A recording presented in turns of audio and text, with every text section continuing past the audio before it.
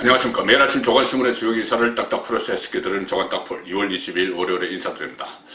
어제 그제 휴일을 끝내고 오늘 출근길에 나선 분들도 많으실 겁니다. 자, 그런데 오늘 청와대에서는 한 사람이 출근을 할지 말지 목요일 금요일 휴가를 내고 토요일 일을 쉬었는데 오늘 5일 만에 출근을 할지 말지 한 사람에 대해서 촉각을 곤두세웠습니다. 그리고 출근을 하면은 계속 근무를 할지 아니면 짐 싸서 바로 돌아갈지, 자, 그런 데 대해서 비상한 관심을 보였는데 바로 신현수 청와대 민정수석 비서관입니다.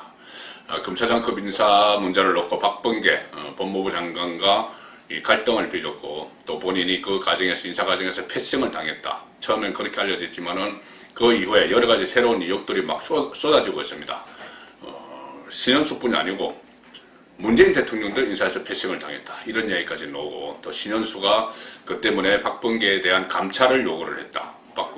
민정수석이니까 고위공직자, 장관을 포함한 고위공직자에 대한 감찰을 요구를 할 수가 있죠. 근데 그것을 받아들여지지 않아서 결국 사표를 냈다. 이런 이야기까지 지금 나오고 있습니다. 좀 사태 추이를 오늘 좀 지켜봐야 되는 그런 상황인데, 일단 모든 언론이 여기에 관심을 오늘 쏟았죠. 자, 신현수 안 돌아갈 듯. 신현수 수석 지인이 그렇게 이야기했답니다. 그런데 청와대는 돌아오길 기대한다. 동아일보는 일면 톱으로 그런 기사를 다뤘고, 신현수 업무밖에 안 할 것이다. 이것이 지금 휴가 또 주말에 계속 나온 이야기입니다.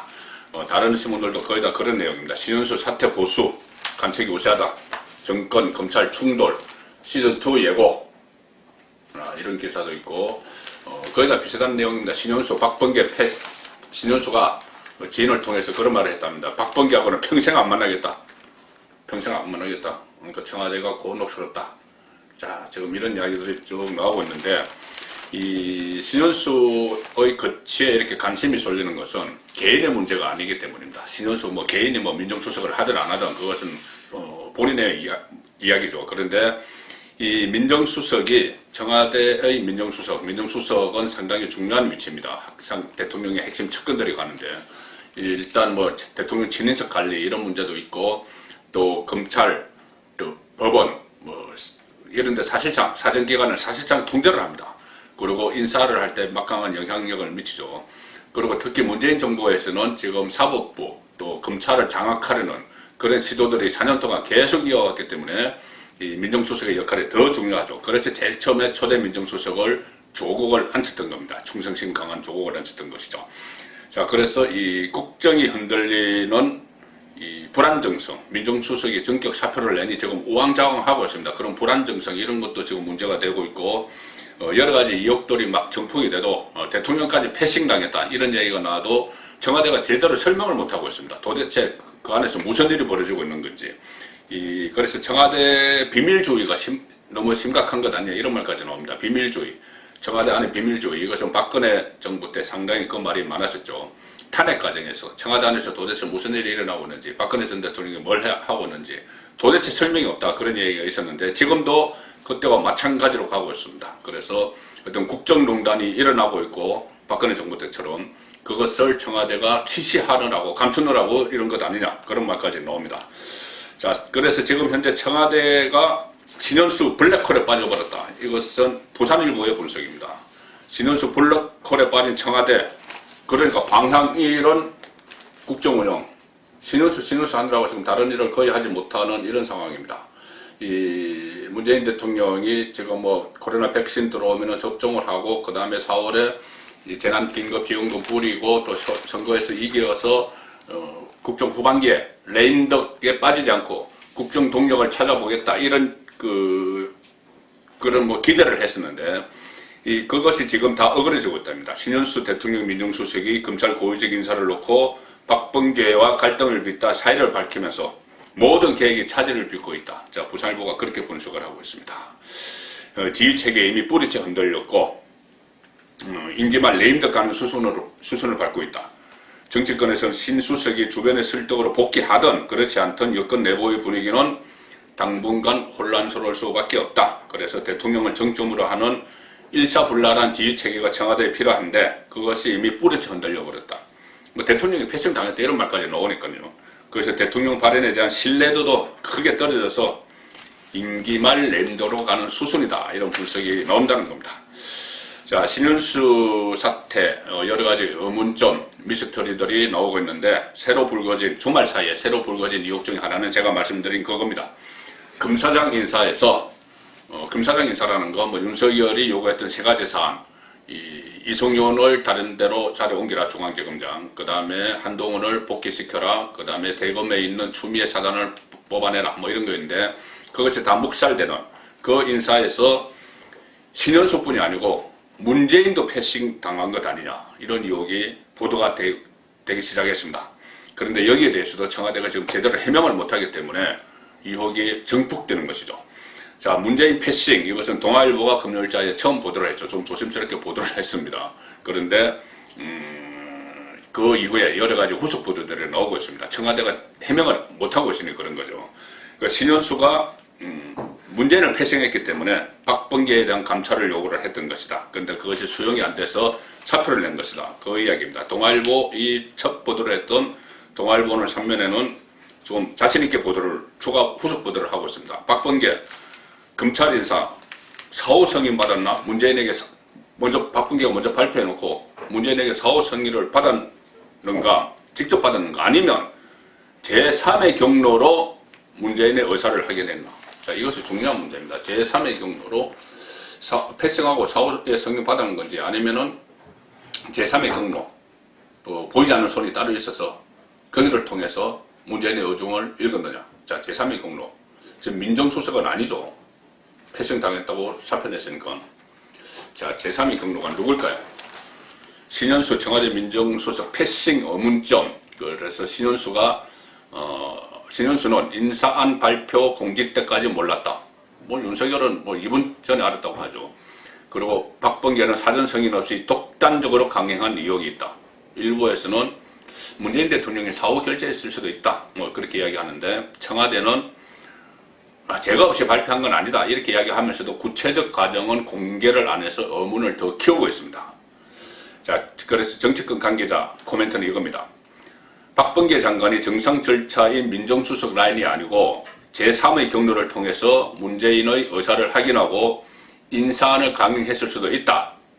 문 대통령이 법무부의 인사안 발표 직전이나 발표 직후 인사안을 구두로 승인하고 사후 결재했을 가능성도 있다. 이렇게 이야기를 합니다. 자, 제3의 경로 이야기가 나오죠. 중앙일보는 여기에 대해서 국정농단과 연결시킵니다. 3면 보시면은 신현수, 박범계 감찰 요구, 문재인까지 패싱했기 때문에 나를 패싱한 게 문제가 아니고 신현수 입장에서 대통령까지 패싱을 했기 때문에 감찰을 해야 된다. 왜 그러냐면은 뭐 민정수석은 검찰청법에 따라서 검찰 인사에 직접적으로 관여할 건 없습니다. 검찰청법은 이 검찰총장이 법무부 장관이 제청을 해서 대통령이 임명을 하는데 검사들에 대해서, 그런데 그 과정에서 법무부 장관은 검찰총장의 의견을 듣도록 이렇게 돼 있죠. 그러니까 민정수석은 들어갈 자리가 없습니다. 그러니 민정수석이 패싱됐다고 해서 본인이 막 사표를 내고 앞으로 박범계 얼굴 다시는 안 본다 이렇게까지는 할 건 아니라는 거죠. 문제는 인사권자인 문재인도 패싱되기 때문에 이 감찰까지 요구를 했다는 겁니다. 자, 그래서 신현수, 박범계 감찰 요구했고, 이 과정에서 검찰 인사에서 대통령도 패싱 당했나? 이게 핵심이죠. 대통령도 패싱 당했기 때문에 신현수가 감찰을 요구했고 받아들여지지 않아서 사표를 냈다는 겁니다. 자, 신현수는 노무현 정부와 문재인 캠프 법률지원당 같이 그때 노무현 캠프에서도 있었죠. 그리고 노무현 청와대도 있었고 문재인 대선 캠프 두 번 다 있었는데 그때 같이 일했던 사람들에게 이 이야기를 했다는 겁니다. 문재인 대통령에게 박범계를 감찰을 해야 된다 이렇게 요구를 했다는 겁니다. 왜? 말씀드린 대로 문재인 당신도 패싱 당했으니 감찰해야 되는 것 아니냐. 근데 어쩐 일인지 감찰을 안 했다는 겁니다. 그래서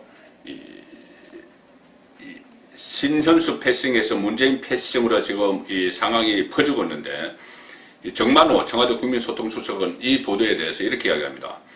검찰 이사 과정과 관련해 근거 없는 추측 보도가 잇따르는 것에 대해 유감을 표한다. 그러면은 왜 근거가 없다는 걸 이야기를 해야 되는데 그 이야기를 하지 않습니다. 구체적인 설명을 하지 않습니다.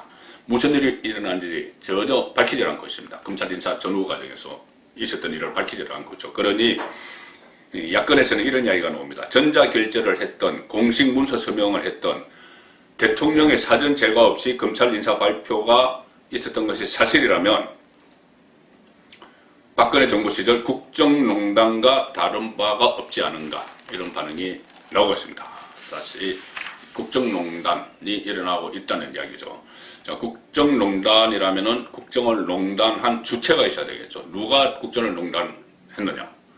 박근혜 정부 때는 최순실이 꼽혔죠. 그래서 최순실, 국정농단 게이터 뭐 이런 이야기까지 하고 특검까지 일어나서 결국은 박근혜 정권이 무너졌습니다. 그래서 박근혜 정부의 최순실 같은 역할을 한 인물이 누구냐? 박범계 아니죠. 박범계는 그냥 친문의 핵심, 친문 중에 한 명이지만은 그 어떤 핵심 뭐 비선 실세 이것과는 좀 거리가 있는 인물입니다. 그리고 제3경로 문재인의 의사를 박범계에게 전달해줬다는 제3경로, 조금 전에 이 동아일보에서 표현해서 제3경로로 문의사 확인했나? 제3경로. 자, 이 사람도 박범계가 아니죠. 그렇다면 누굴까? 마코 비선 실세는 누굴까? 제가 어제 정가 뒷담화 시간에 상황 조국 씨에 대한 분석을 해드렸습니다. 박범계가 이 검사장 인사 문제를 청와대와 상의를 할 때 문재인 패싱에서 직접 보고를 하지 않았고 또 신현수 민정수석도 패싱을 했다면 청와대와 박범계를 이어질 수 있는 공식 라인은 단 한 사람, 이광철 민정비서관이죠. 여러 논란이 있는 이광철, 조국 라인입니다. 어떻게 보면 조국의 의중을 다 반영을 하는, 청와대의 검찰 인사나 이런 민정 라인에서 다 반영을 하는, 그래서 이 조국의 복심이라고도 볼 수 있는 이광철. 그래서 조국이 여전히 조국의 그림자가 청와대 민정수석실로 물러나고 청와대 전체를 덮고 있다. 그런 분석도 지금 나오고 있습니다. 자, 그래서 조국이 비선 실세냐? 자, 이런 논란이 앞으로 계속 진행이 될 텐데, 비선그룹은 원래 하나만 있는 것이 아니죠. 자, 최순실 사태에서도 봤듯이 여러 갈래로 그전에는 뭐 정윤회 이야기도 있었고 여러 가지가 있었죠. 뭐 비선 실세가 어떤 때는 긍정적인 역할을 할 수도 있습니다. 잘못된 길을 가면은, 공식 참모들이 잘못된 길을 가면은 비선 쪽에서 그렇게 가면 안 된다. 이렇게 하면 정말 그건 순기능이죠. 그런데 역기능이 더 큽니다. 그래서 이 비선그룹, 문재인 정권의 비선그룹은 국회 안에도 있습니다.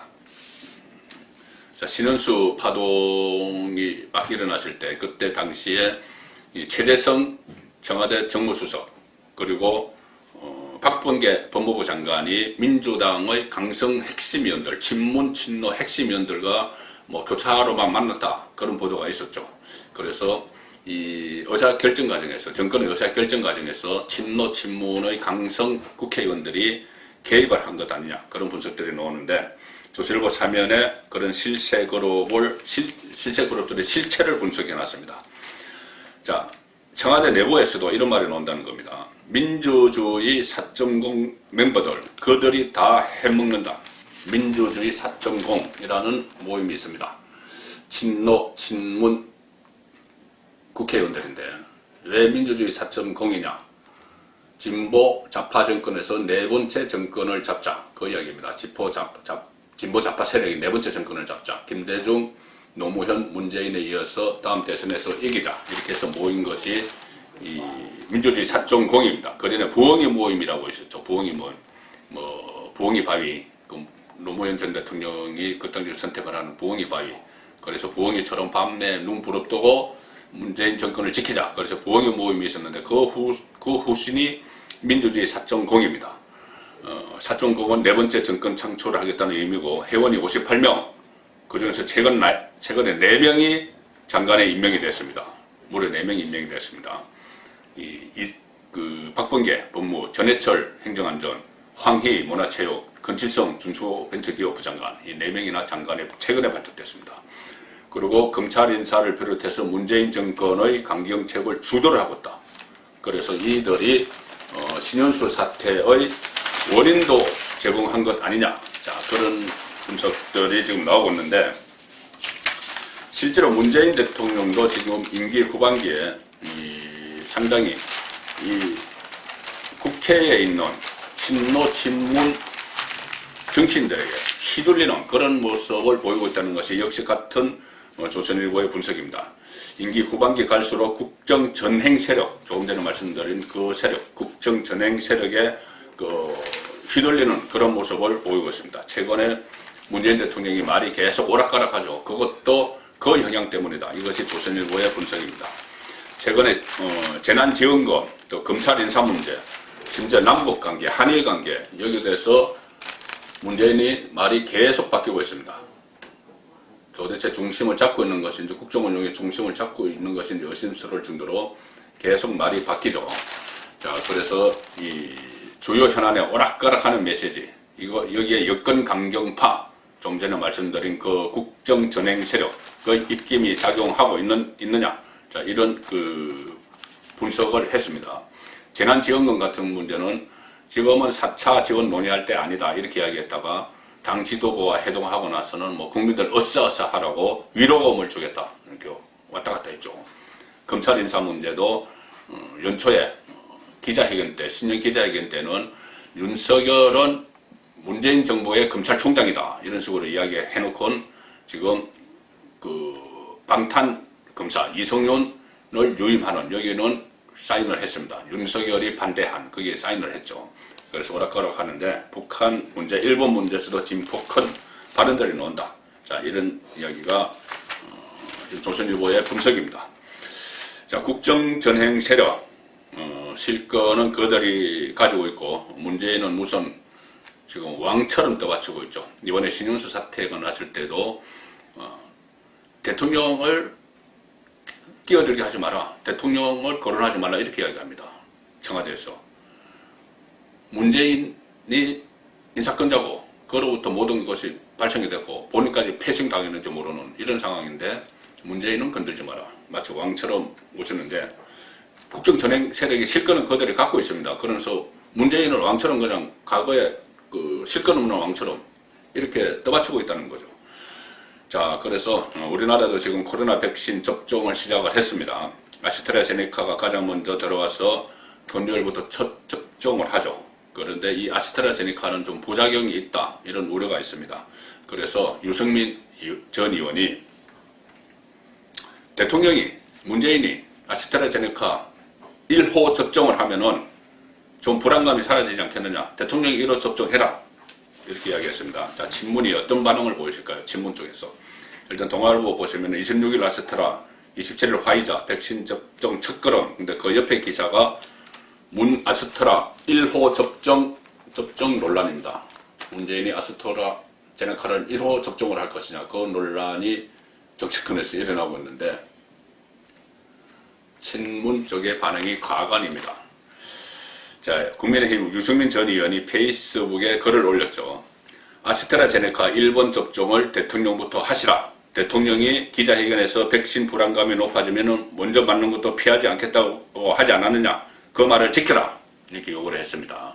그때 문재인 대통령이 아스트라제네카가 처음 들어와서 좀 불안하다 이런 것을 생각하지 못하고 그냥 이야기했겠죠. 1호로 맞겠다. 외국에서는 다 1호로 외국 정상들이 다 맞았습니다. 자, 그렇게 이야기하니 다음날 정청래 친문 핵심이죠. 정청래 의원이 또 나섰습니다. 페이스북에서 이렇게 이야기합니다. 국가원수가 실험 대상이냐? 국가원수에 대한 조롱이자 모독이다. 실험 대상이냐? 이렇게 이야기했습니다. 그러니 김건식 경남대 교수가 야, 그렇다면 스스로 아스트라제네카 백신의 위험성을 자인한 꼴 아니냐? 위험하니 대통령 안 받겠다는 거 아니냐? 그러면서 덧붙입니다. 그러면 국민이 실험 대상이냐? 대통령도 불안해서 못 맞겠다, 실험 대상이 되기 싫다 해서 안 맞는 아스트라제네카를 국민에게 먼저 맞추면 국민이 실험 대상이냐? 그런 말이 나왔습니다. 2월 20일 보내드린 조간딱풀이었습니다.